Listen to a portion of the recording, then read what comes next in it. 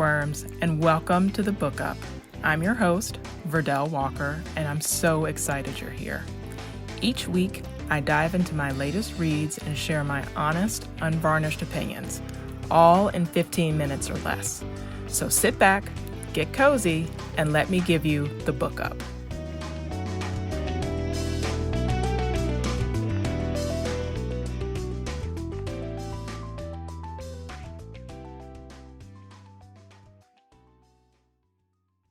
Today's book is The Dream Hotel by Laila Lalami.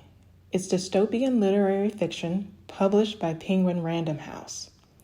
The print edition is 336 pages, and it is also available as an eBook and an audiobook.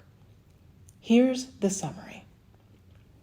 Sarah has just landed at LAX, returning home from a conference abroad, when agents from the Risk Assessment Administration pull her aside and inform her that she will soon commit a crime.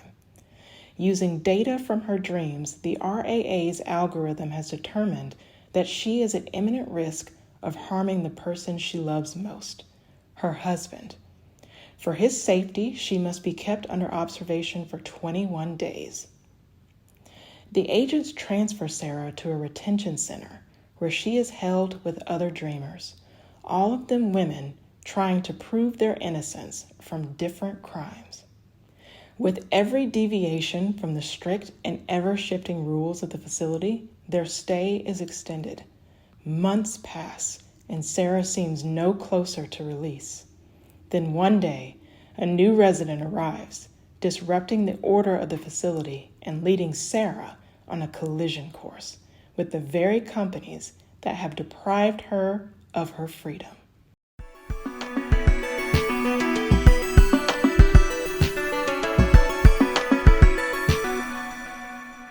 Bookworms, I'm going to spoil myself a bit here and say up front that this is one of the best books I've ever read. Unequivocally, with all sincerity and zero hyperbole. I see why Laila won a Pulitzer Prize. This book, The Dream Hotel, is an unflinching critique of corporate ownership of personal data, capitalism, tech surveillance, and data mining, as well as for-profit prisons. And it's all told through a speculative fiction lens. The near-future USA that Lalami created was all too plausible. This book freaked me out in a good way. It's Minority Report meets Black Mirror. So in this world, there's this predictive algorithm that pulls in data from all these sources to determine your risk score for committing a crime in the future. It's predictive policing, if you will. The twist is that you don't even have to commit the crime. Like, if this algorithm flags you as high risk and likely to do it, that is enough to retain you.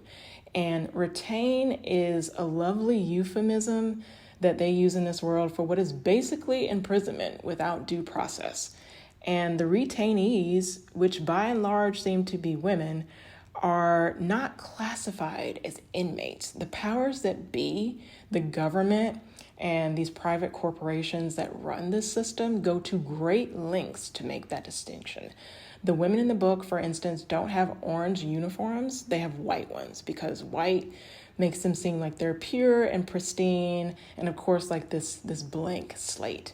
So this world that she created was so scary to me because I can see it happening. Like, you see the building blocks of creating this world in our world. Sarah, the main character, is Moroccan American. She is highly educated. She has spent her life doing the quote unquote right things.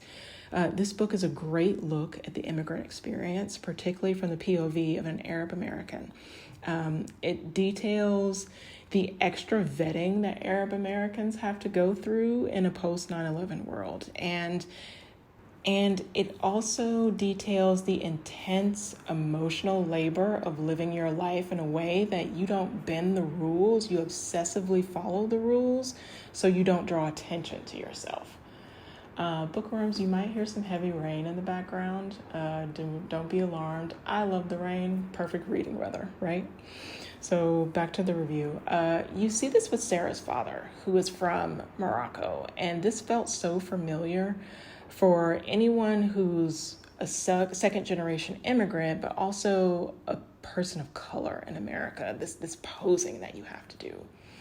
But even though Sarah has done all the right things, she still gets caught up in the system. Basically because she agreed to use the sleep device app so she can function better in her life.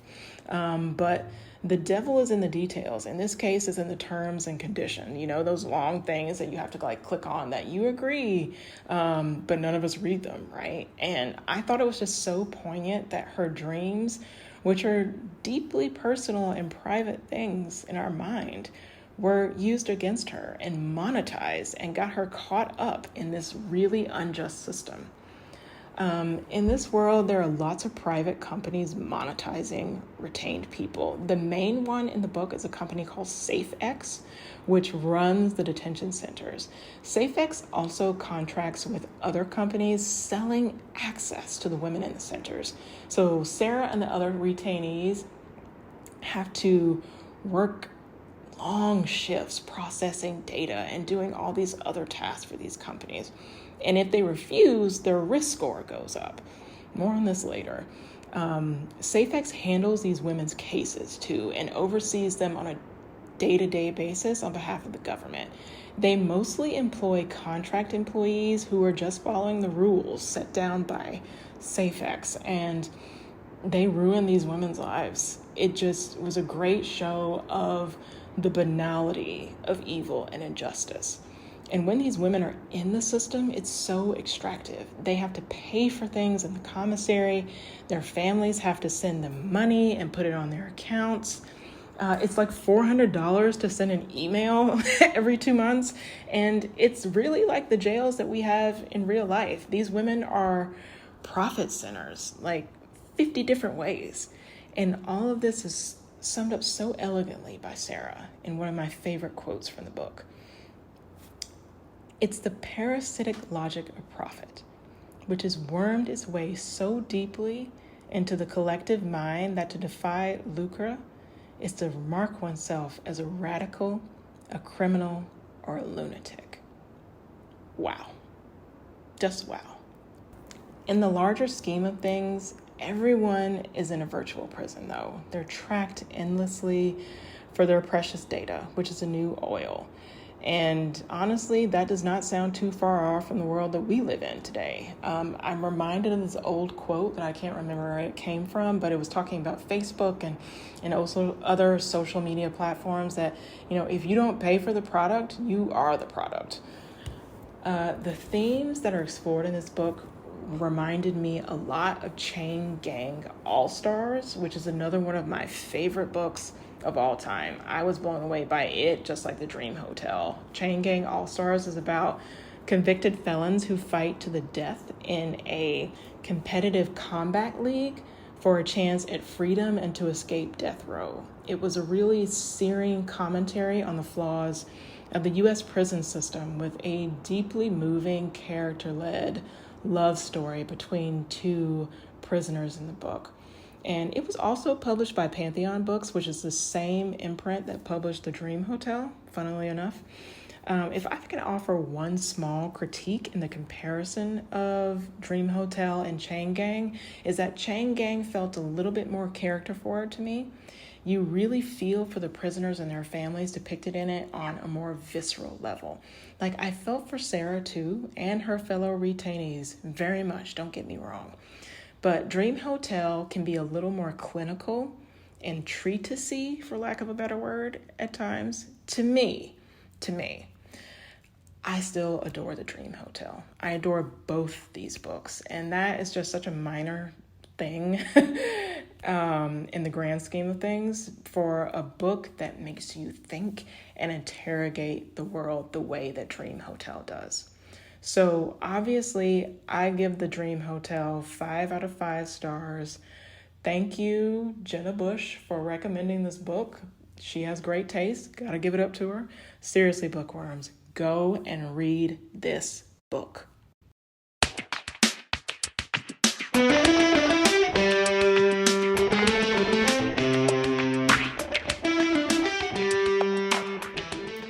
Thanks for tuning in. If you enjoyed this episode, please follow or subscribe wherever you get your podcast. And if you want to read today's book, I've included shoppable links in the episode description. I'll earn a commission if you make a purchase. Thanks for supporting the show that way. I'd also love to hear from you. Leave me a rating or a review, and if you have book recommendations, drop them in the comments on my latest post over on Instagram at @TheBookUpPod. Thanks again for listening, and I'll catch you next time on The Book Up.